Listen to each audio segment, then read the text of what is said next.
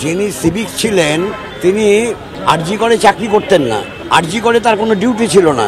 তাহলে সে কি ইনসাইডার না আউটসাইডার, সেটা পুলিশের বড় কর্তারা না পারলে স্কটল্যান্ড ইয়ার্ডের বুদ্ধি নেই। ভাগ্যিস তৃণমূলে অন্য কোনো বড় নেতা যায়নি, তা থাকলে বলতো ও হচ্ছে ডগ স্কোয়াডের লোক। মানুষের যত রাগ তৃণমূলের বিরুদ্ধে, যত রাগ ধর্ষকের বিরুদ্ধে, তত রাগ কলকাতা পুলিশের উপর হচ্ছে। সিভিকদের ব্যাপারটা হচ্ছে কোনো নিয়ম নীতি মানতে হয় না, কারণ আজকে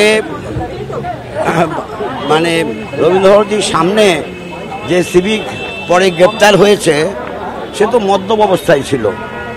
তো সিভিকের চাকরি করে এত মদ খাওয়ার সুযোগটা হয় কি করে, সেটা পুলিশ বিভাগে তদন্ত করে দেখা উচিত। আর আরেকটা বিষয়, পুলিশ একটা জায়গায় মারফত আছে ফিঙ্গারপ্রিন্ট এক্সপার্ট, কিন্তু আমরা জানতে পারছি উনি একটু অভিজ্ঞ আউটসাইডার আরজি করেন। তো মানে ব্যাপারটা কেমন মনে হচ্ছে, কিন্তু পুলিশ বলছে নো আউটসাইডার ছিল না কোনো পিওতে। না, যিনি সিভিক ছিলেন তিনি আরজি করে চাকরি করতেন না, আরজি করে তার কোনো ডিউটি ছিল না।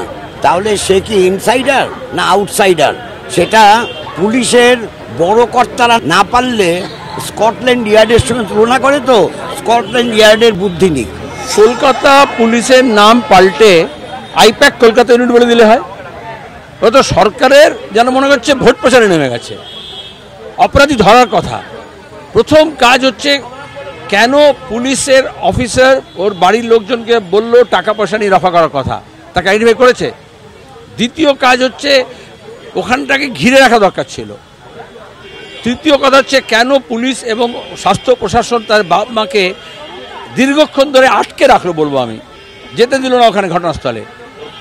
আর সবাই সব এক্সপার্ট, ওখানে তো ভাগ্যিস তৃণমূলে অন্য কোনো বড় নেতা যায়নি, তা থাকলে বলতো ও হচ্ছে ডগ স্কোয়াডের লোক, বলতেই পারতো। প্রতিদিন যা করছে এটা একেবারে মিথ্যাচার। ভোর রাতে আমরা দেখেছি, তারপরে আমি প্রথমে যে মহিলা পুরুষ দুজন তারা আপত্তি করছিল, তারপরে সে বীরাপ্পান্না পুলিশ বোঝাচ্ছিল না গোপ দেখে, যে এসে ওকে বাঁচিয়ে নিয়ে চলে গেল, সরিয়ে দিল। মানুষ যখন বলছে ওকে ধরো, সাধারণত এমনি যে কোনো গাড়ি হলেই পুলিশ মোবাইল বার করলো, মোবাইল বার করলো আর আমাদের ছবি তুলবে, এত বড় করে পুলিশ লেখা।